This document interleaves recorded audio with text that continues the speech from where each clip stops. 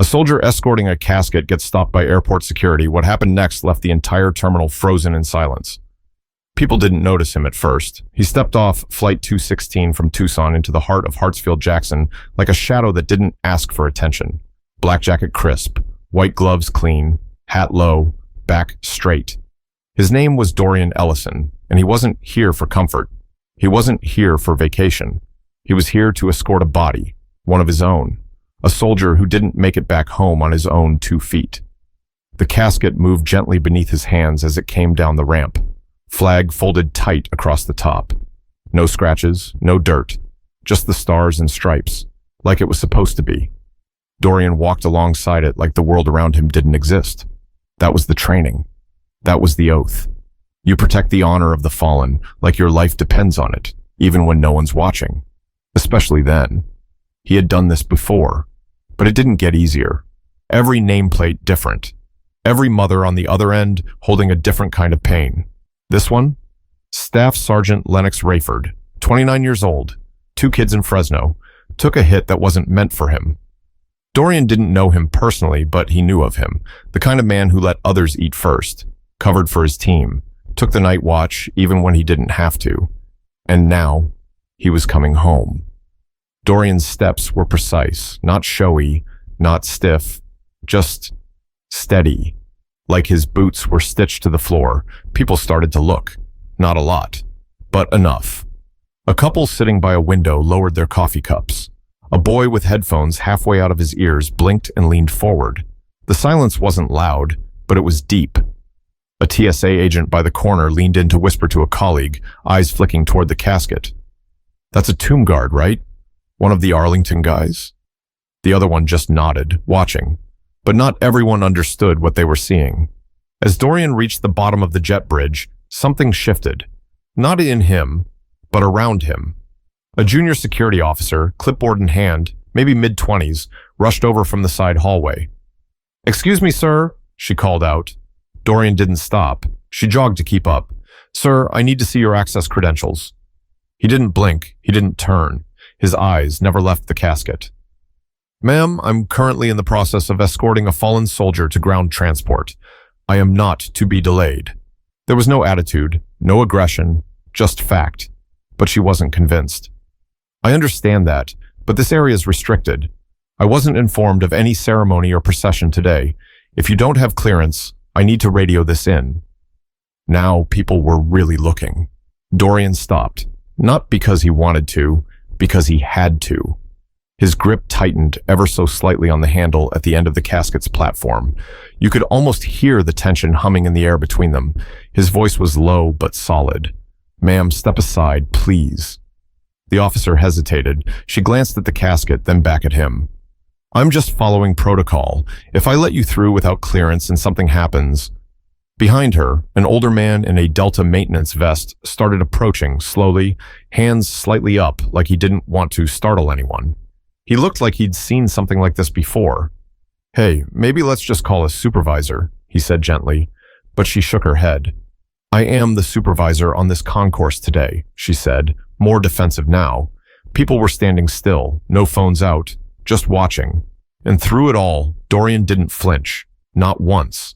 Not even when the officer stepped closer and reached toward the casket with her hand like she was going to inspect it. That's when it happened. From across the concourse, a voice called out, not loud, but full of urgency. "Don't touch that flag." But before the officer could respond, the woman behind the voice was already striding toward them, with eyes that told a story Dorian hadn't heard yet. Her name tag said Tasha Pennington, but you didn't need to see it to know she was the kind of woman who didn't waste words. Late 40s, pressed navy blouse, flat shoes worn from years of standing in the same spot. She wasn't running, but she wasn't strolling either. Every step she took came with purpose. Tasha had worked this airport for 23 years. She'd seen celebrities lose their minds over delayed flights. She'd seen young men cry at the gate before shipping out. But this? This was something else. As she approached, she didn't even look at the officer. Her eyes were locked on the casket, on the flag. "Step back," she said, calm but direct. "You don't touch that." The officer straightened. "Ma'am, I was just following "I said step back," Tasha repeated.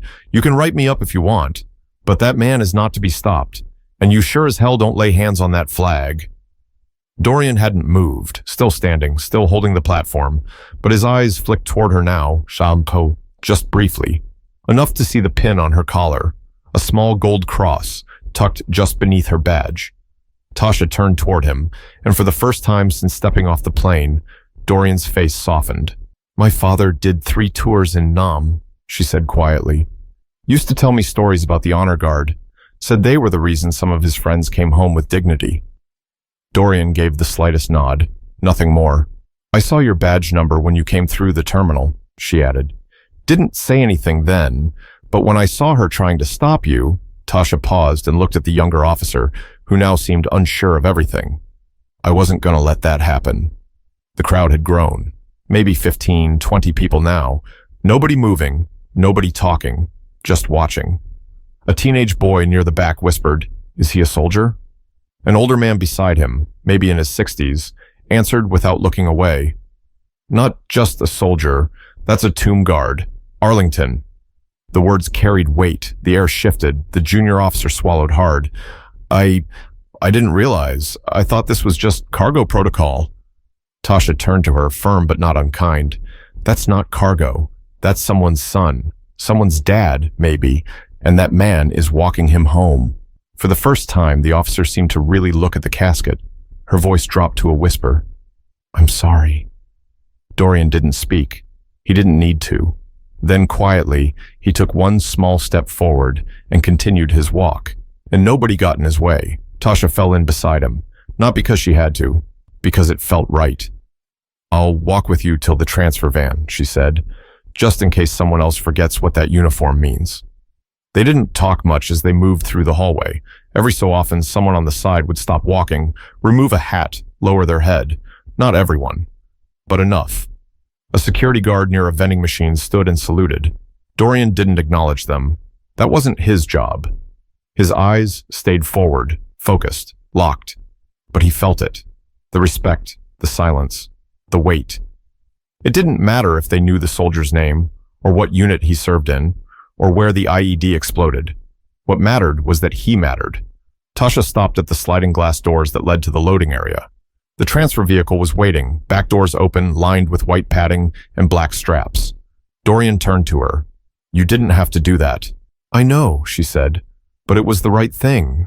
He gave the smallest tilt of his chin, not quite a nod. She took a breath. You ever get tired of doing this? Dorian paused. No, he said. Why not? He looked down at the flag, then back at her. Because every time I do, it means someone else doesn't have to. But just as he prepared to lift the casket onto the transport bed, someone new approached. Someone who hadn't said a word, but had been watching the whole time. The man was tall, broad in the shoulders, mid-50s, blazer over jeans, aviator sunglasses still on, like he hadn't adjusted to being indoors yet. His ID badge swung slightly as he moved.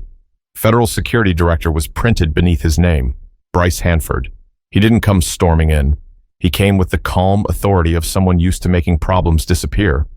But he wasn't looking for a problem right now. He was trying to make sense of what had almost happened. Who stopped this procession, he asked, not barking, but loud enough for everyone within earshot to freeze. The young officer raised her hand slightly. It was me, sir. He turned to her. What's your name? Officer Alyssa Gentry, she replied, trying to keep her voice steady. Gentry, tell me what protocol you were following that called for physically inspecting a military escort with a flag-draped casket. She hesitated. I didn't recognize the clearance, sir. I didn't realize who he was. I thought... You thought wrong, he said, still composed, but now sharp. We brief on escort protocol every 3 months. You should have known. And if you didn't know, you should have asked. Tasha stepped forward before Gentry could reply.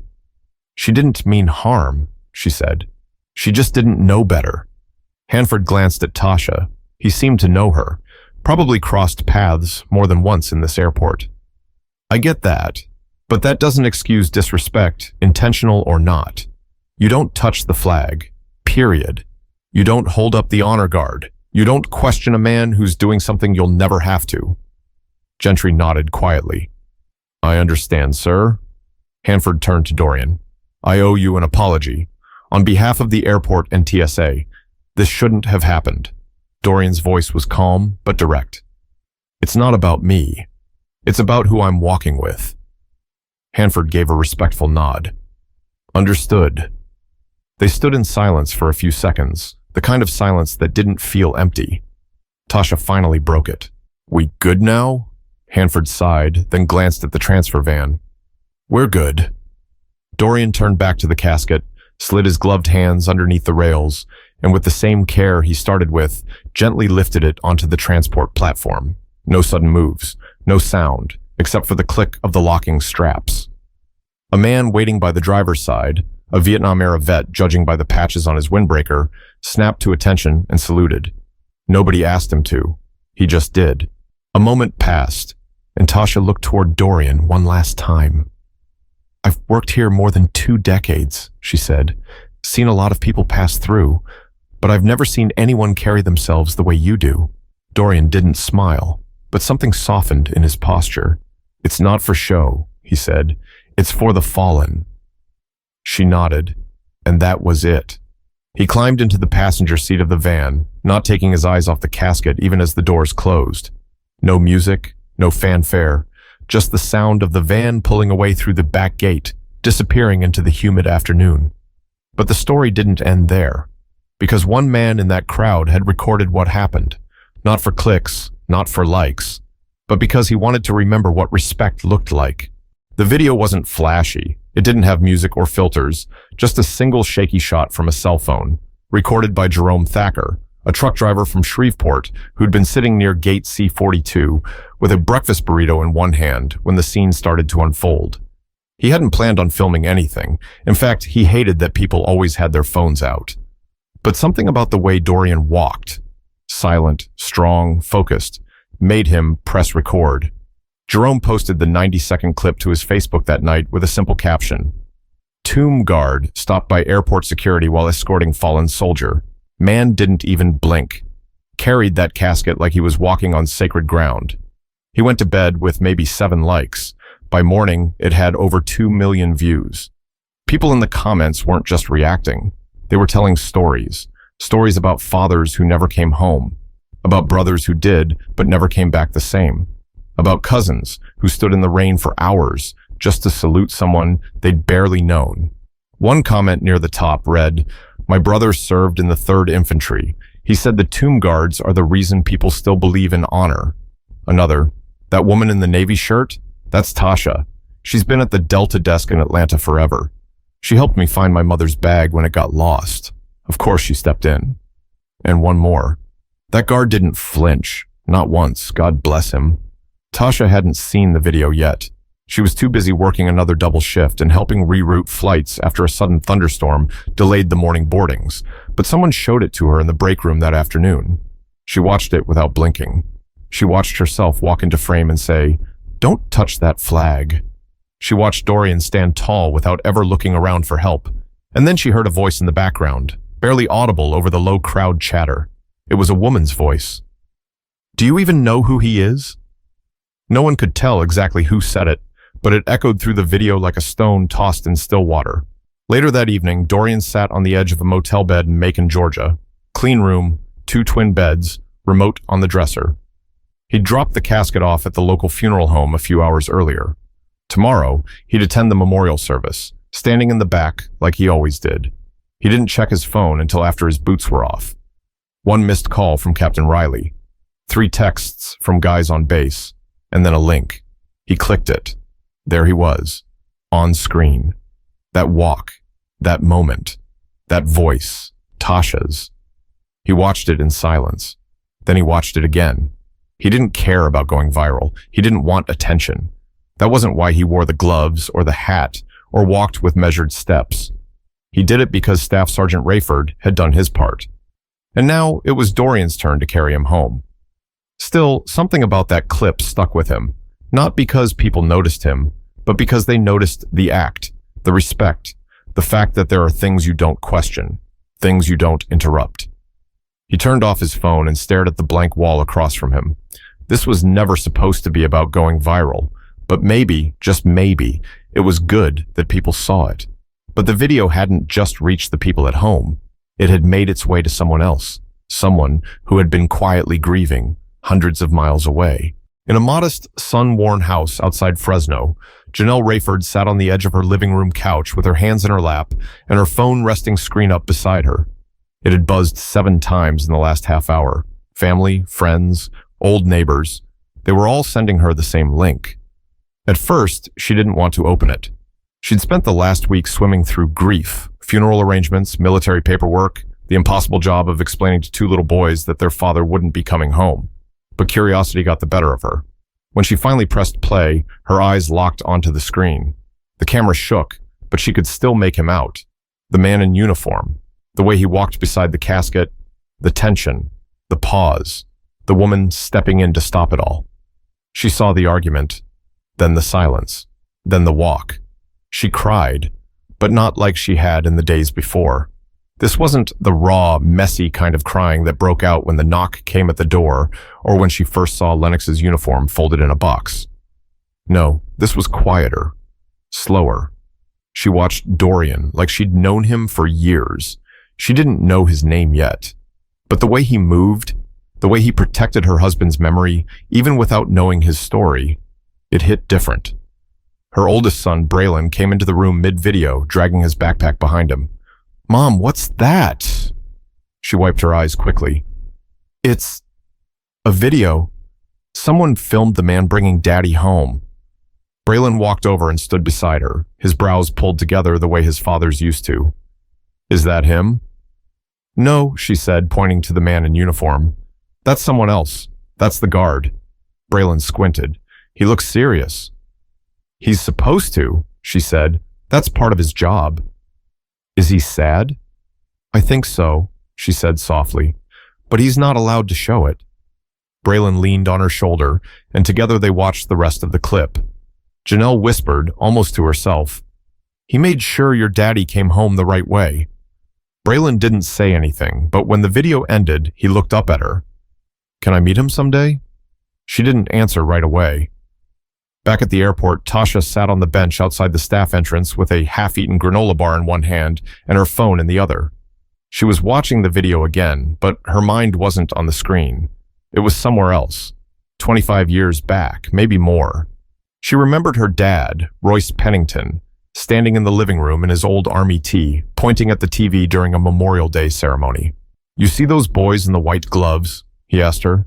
She was only 7 then. "Yeah. They don't blink. They don't break. They guard the tomb 24 hours a day, rain or shine." "Why?" "Because some folks gave everything, and it's our job to remember." She didn't get it at the time, but now she did. Her dad had passed in 2011. Stroke, quiet, peaceful, but she always remembered the way he spoke about honor like it was something physical. Something you could hold in your hand or pass down like a family recipe. That day with Dorian wasn't about being a hero or going viral. It was about stepping in when someone forgets what respect looks like. She tucked her phone away and stood up to head back inside. As she opened the door, a passing pilot she didn't recognize gave her a quiet nod and said, "Saw the video, you did right." She didn't reply, just gave a small smile and kept walking. But the story wasn't finished, not yet. Because someone had a message for Dorian Ellison, and they weren't going to rest until he heard it. 2 days later, Dorian returned to the same airport, same boots, same uniform, same silence. This time, he wasn't escorting a body. He was scheduled to fly back to D.C., back to the 3rd Infantry Base, back to the structure and silence of Arlington. But something about this trip felt different. The weight was still there, just in a different shape. As he passed through the concourse, a few people stopped what they were doing. One woman near the newsstand blinked, leaned toward her friend, and whispered, "That's him. That's the one from the video." Dorian kept walking.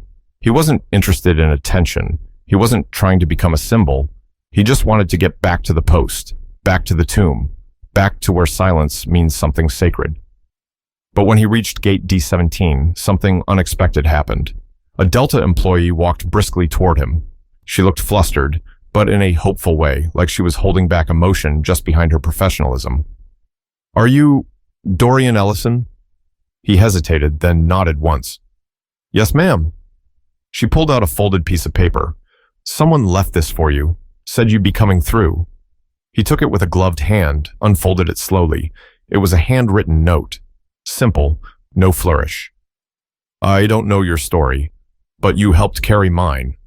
My husband was Staff Sergeant Lennox Rayford. I saw what you did. My sons saw it too. Thank you for treating him like he still mattered. You didn't speak, but we heard you. Janelle Rayford." He didn't move for a long time, didn't blink, didn't shift, just stood there with the note in his hand. Then he folded it gently and slid it into his jacket pocket. Not like it was a letter, like it was something that needed to be carried. The gate agent, still nearby, looked unsure if she should say something else. Dorian finally spoke. "Did she leave a return address?" "No, sir." He nodded. "That's okay." She hesitated. "There's actually one more thing. I know this is out of the ordinary, but some of the staff and passengers wanted to do something." Dorian tilted his head. "What kind of something?" She looked over her shoulder, then stepped aside. What Dorian saw next made him pause for the first time in days. Near the main boarding lane, about 20 people were standing in a line. Airport workers, random passengers, a janitor still holding a mop handle.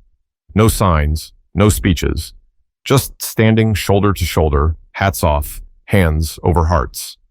And then, silence. Someone gave a signal. Every one of them turned slightly in his direction and just stood. No applause, no music, just stillness. And it spread. Down the hall, people who hadn't even seen the video or known the story began to slow their pace. Some stopped walking, some took off hats. Others placed hands on hearts simply because the moment asked for it. A child tugged at his mom's sleeve. "Why is everyone stopping?" She bent down and whispered, "Because that man did something for someone who couldn't do it for themselves." The whole terminal didn't clap. They didn't chant his name. They just stood. And Dorian, for the first time in a long while, felt it. Not praise, not recognition, but understanding. But as Dorian finally boarded his flight and settled into his seat, a voice came over the intercom, and it wasn't the usual welcome aboard. The plane hadn't even pushed back from the gate when the overhead speakers crackled to life. Most passengers were still settling in, stowing bags, adjusting armrests, scanning the exits without really seeing them. Then came a voice, not from the cockpit, from the front of the cabin. "Ladies and gentlemen," the flight attendant began, her voice a little shaky but steady enough to be heard. "Before we depart, we'd like to take a moment to acknowledge someone special on board." Dorian looked up, frowning slightly, not curious, just alert. The attendant continued, "Today we are honored to have with us a U.S. Army Tomb Guard, Sergeant Dorian Ellison, who recently completed the sacred duty of escorting one of our nation's fallen soldiers home." A ripple moved through the cabin. Some heads turned. A few passengers already knew who he was. Others were putting it together for the first time. The attendant paused, then added, "He didn't ask for this recognition, but sometimes gratitude doesn't need permission." Dorian sat still. He didn't move, didn't wave, didn't smile. He wasn't built for that kind of spotlight, but something in his chest felt different now, like something had shifted. And then, from the back of the plane, came the sound of a single person clapping, just one, then another, and another, until it wasn't a round of applause. It was a rhythm, slow, measured, like a salute in sound. Dorian looked out the window. He didn't want the focus, but in that moment, he understood it wasn't about him. It was about Lennox Rayford. It was about every soldier who never got to come home. It was about the people watching, realizing, maybe for the first time, that some acts of service happen without cameras, without ceremony, without even thanks. And yet, they happen anyway. He bowed his head, not low, just enough. The applause faded, the cabin grew quiet, and the plane took off. Back in Fresno, Janelle stood on the porch with her two sons. The wind was picking up. Somewhere out past the street, a neighbor's flag flapped against its pole. Braylon looked up at her. "Mom, is that man going to do it again? Escort another soldier?" She nodded. "He will." "Do they always walk alone like that?" "Sometimes," she said, "but not really. Not when people are watching." The boy seemed to think about that. "Is it okay that we watched?" Janelle smiled. It's more than okay. It's why he walked like that in the first place. At Arlington, 2 weeks later, Dorian stood once more at the tomb of the unknown soldier. It was early. The sun wasn't even fully out. Mist hung over the stone. The world was quiet again.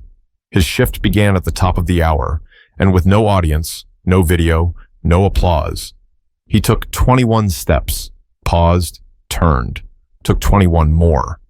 Because some things aren't about being seen. They're about being right.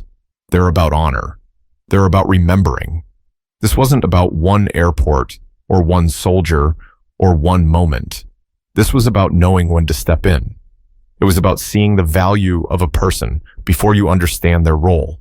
It was about respecting what we don't always recognize. Whether you wear a uniform or not, whether you speak up or just stand still, you have the power to show honor. You have the power to interrupt disrespect gently but firmly. Because sometimes the strongest thing you can do is stand still and stand up. If this story moved you, share it. Not for views, not for clicks, but so someone else sees what respect looks like. So someone remembers. So we don't forget the ones who carried the weight quietly and the ones who stood beside them even when they didn't have to.